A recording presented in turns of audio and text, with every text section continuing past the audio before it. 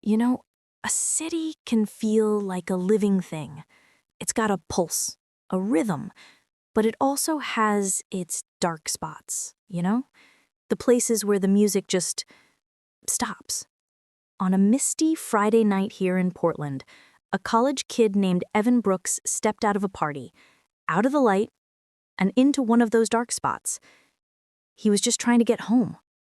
His apartment was right across the street. We're talking less than 100 steps. But in the time it takes to cross a quiet street, he was gone. Just gone. It was like the city itself opened up and swallowed him whole. Portland, Oregon. It's a city with a personality, you know what I mean?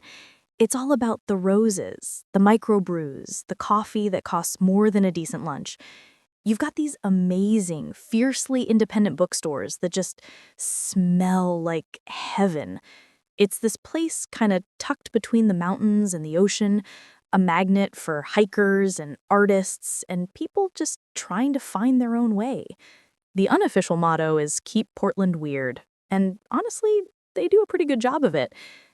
But there's another side to this place. There's the rain, this constant, drizzly rain that can make everything feel a little soft, a little gray. You've got these deep, dark forests that are always right there, pressing in on the edges of the city. And the Willamette River, cold and dark, cutting the whole place in two. It's a city with an underbelly, a place where the shadows can get real long and where people sometimes just get lost. In the fall of 2024, Evan Brooks wasn't lost.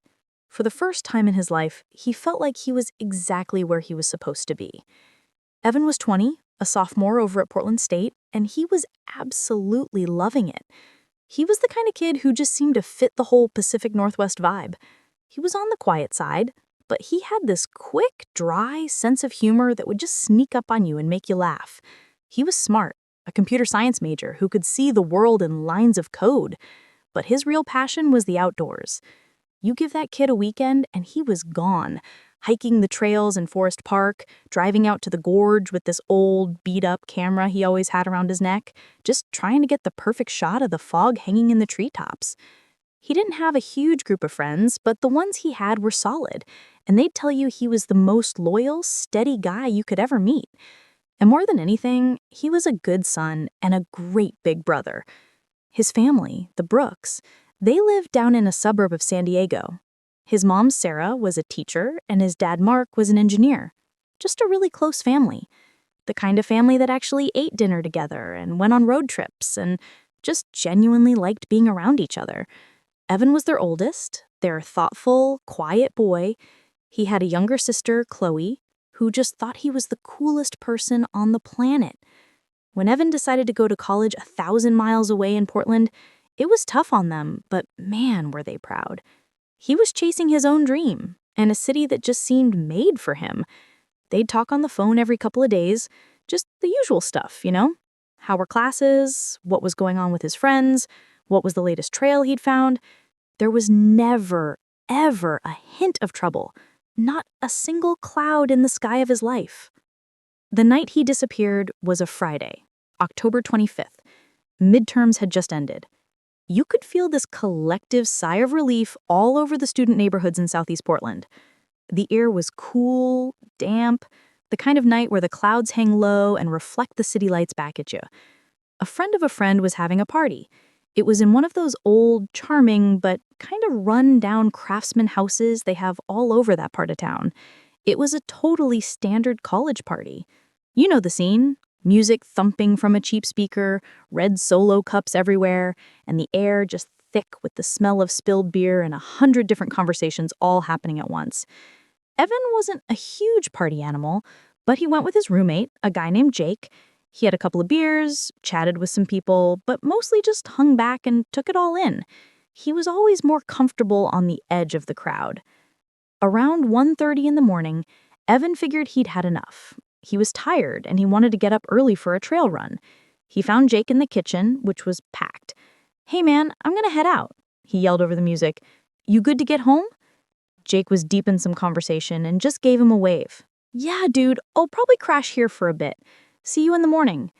Evan grabbed his jacket, a dark green rain shell, and said his goodbyes to a couple of other people. The last memory anyone has of him is just him standing there, giving a little smile and a nod, and then stepping out into the cool, misty night. The walk home, it should have been nothing. It should have been a 90-second trip max. His apartment, the one he shared with Jake, was literally right across the street. The two buildings faced each other. All he had to do was walk down a few steps, cross about 30 feet of pavement, and walk up the steps to his own front door. He'd done it a million times. But on this night, for some reason, he never made it to the other side. He stepped off that curb into the pale light of a single streetlight and just vanished. The next morning, Jake wakes up on his friend's couch, head pounding. He grabs his stuff and makes the short walk back to their apartment. When he gets in, he sees Evan's bedroom door is closed. He figures either he's sleeping in or maybe he'd already left for that run. He doesn't think anything of it. But as the day goes on, this little feeling of unease starts to creep in. Jake hadn't seen him, hadn't heard from him all day.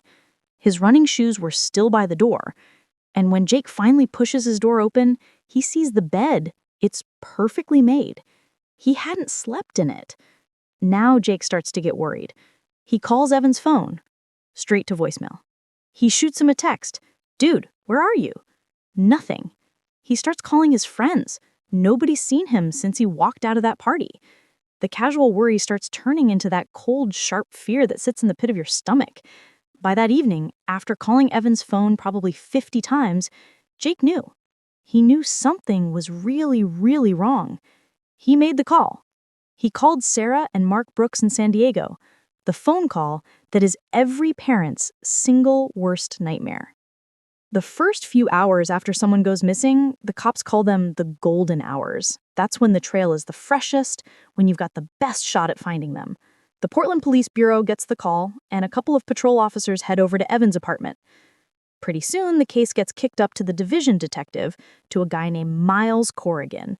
Corrigan was a veteran, a lifer, 20 years on the force.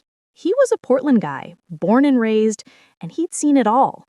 He had this weary look about him, but don't let that fool you. The guy was a bulldog, especially when a kid was involved. Corrigan's first look at Ellen's apartment tells him a lot. No signs of a struggle, nothing out of place. His laptop is sitting on his desk, open to a half-finished coding project.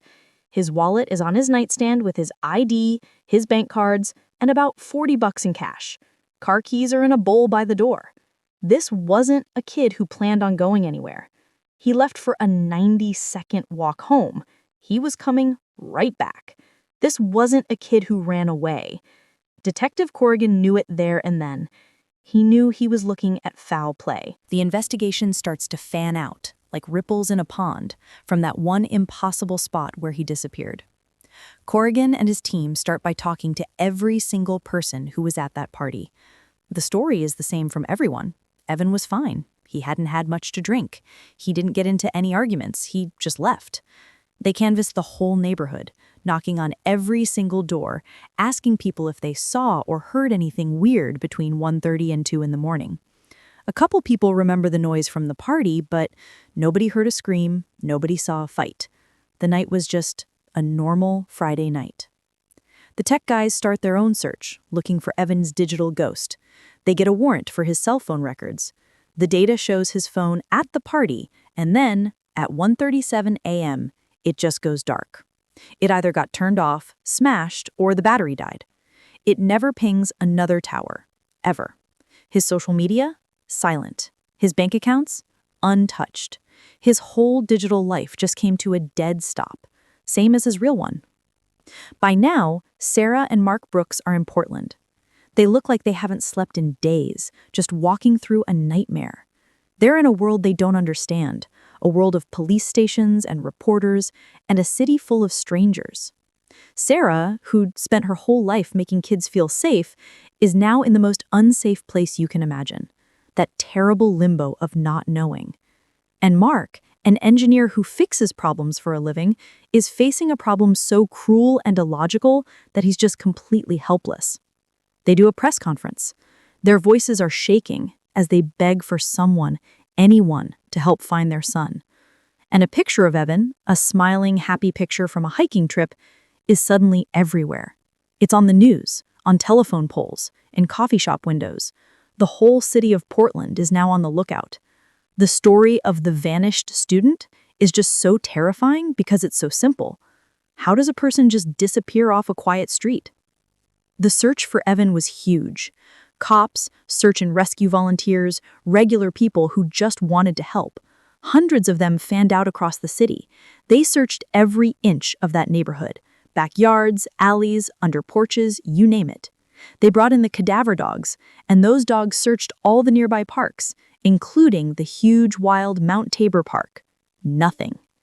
The police dive team spent days in the cold, murky Willamette River, searching the banks, searching the bottom, nothing. The whole search was just this grueling, heartbreaking dead end.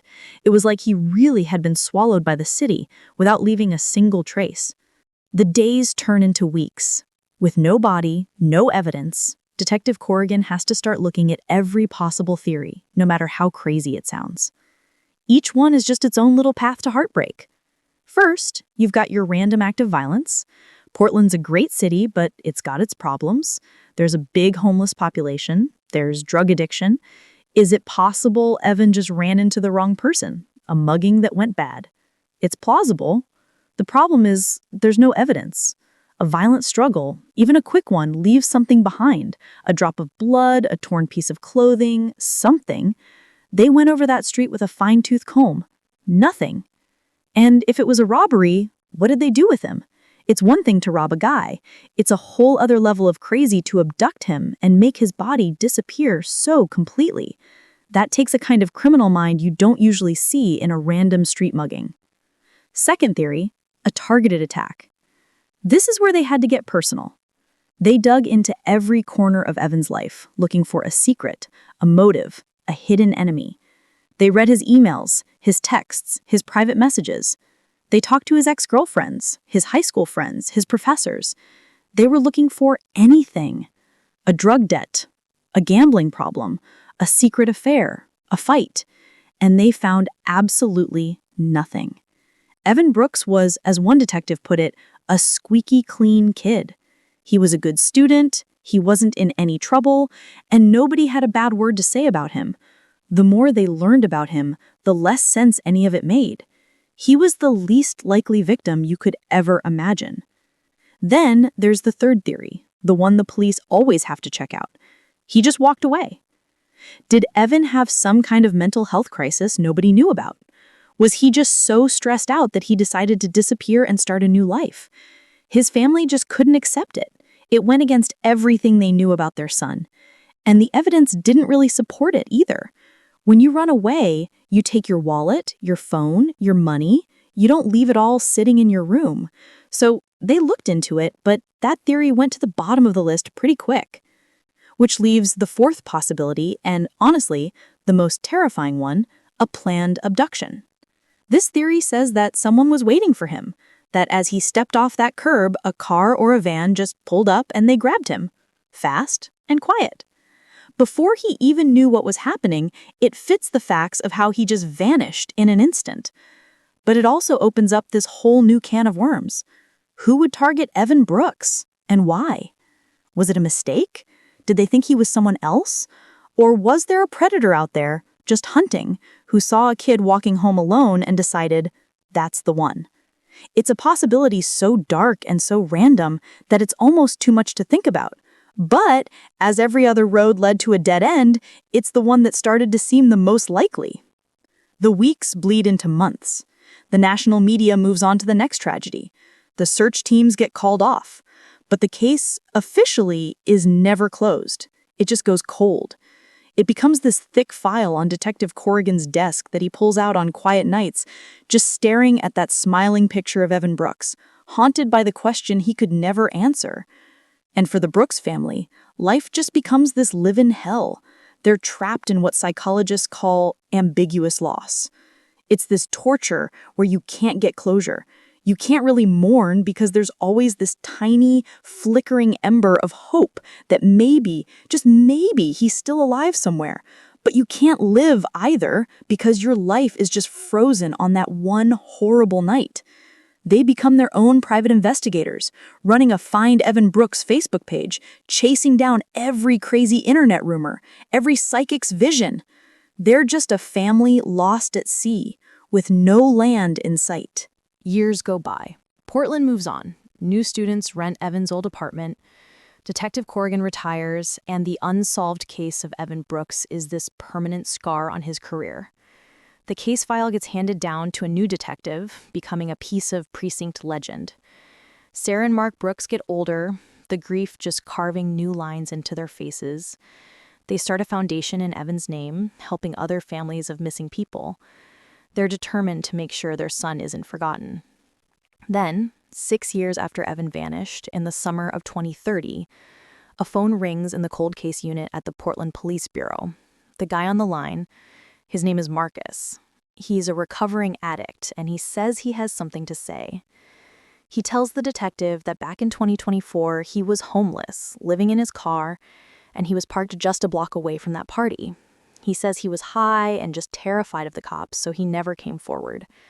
But his conscience, now that he's been sober for years, has been killing him. And he tells the detective what he saw that night.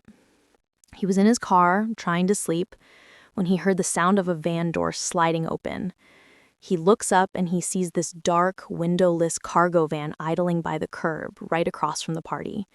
He sees a young guy, who he now knows was Evan Brooks, walk down the steps of the house, and as Evan steps into the street, 2 guys get out of the van. He says it was so fast, so quiet. There was this brief, muffled struggle, and then they shoved Evan into the van, the door slammed shut, and the van just took off into the night. Marcus's story is a bombshell. It's the first real lead in 6 years.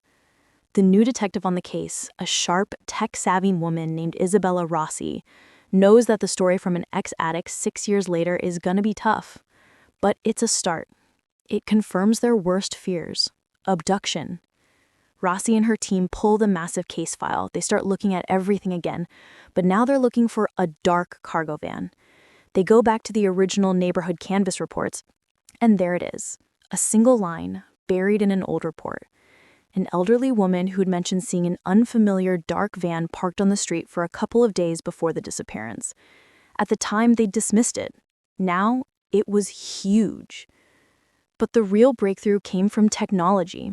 Rossi's team starts this massive search for any surveillance footage from that night, from a way bigger area than they'd looked before. They find a clip from a gas station camera almost half a mile away. The quality is garbage, just this grainy black and white ghost of a video. But they use this new AI-powered software, stuff that didn't even exist back in 2024, to clean it up. And they're able to isolate a dark van that passes by the camera at 1:41 a.m., just 4 minutes after Evan disappeared. They enhance it frame by frame until they can just barely make out a partial license plate. That was the thread that unraveled the whole thing. They run the partial plate through DMV records for every dark cargo van in the state. They get a list of a few hundred vehicles.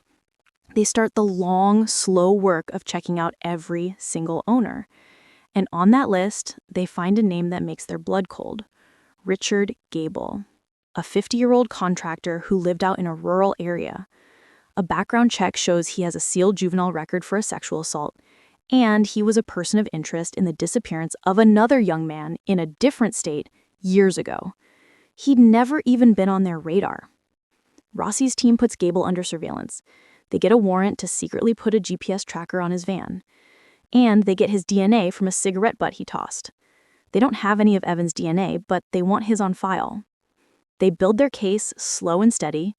They find out that Gable had been doing a small renovation job on a house just 2 blocks from that party in the weeks before Evan disappeared. He knew the neighborhood, he knew the patterns of the students. He was a predator, and he'd been hunting. The end came when they brought him in. They confront him with the evidence about his van, and he's just arrogant, dismissive. But when Rossi tells him they have a witness who saw the whole thing, his composure cracks, and when they tell him they have his DNA, he just seems to deflate. He asks for a lawyer and shuts up. But they have enough. they get a search warrant for his property. And on his rural, wooded property, they find a workshop. And in the back of that workshop, there's a soundproofed room. And under a new slab of concrete in the floor, they find what's left of Evan Brooks. The trial of Richard Gable was just this long, painful ordeal. The prosecution laid out the story of this patient, meticulous monster who had targeted a random kid, abducted him, and killed him for his own sick pleasure. Gable was found guilty. Life in prison, no parole. For the Brooks family, the verdict brought an end to the not knowing. But it didn't end their pain. It just changed it. They could finally bring their son home. They could finally have a funeral. They could finally start to mourn. The night Evan Brooks never walked out became a story that Portland won't ever forget. It was a story that peeled back the city's quirky, friendly image to show a darkness that could be as random as it was absolute. But it was also a story about a family's love that never gave up, about a detective who wouldn't let a case go cold, and a community that never stopped hoping. In the end, Evan Brooks wasn't swallowed by the city. He was stolen by a monster, and his story, this tragic tale of a 90-second walk that ended an eternity of loss, is this haunting reminder that the brightest lights can sometimes cast the darkest shadows, and that the most terrifying voids are the ones left in the hearts of the people left behind, forever searching for a face they'll never see again.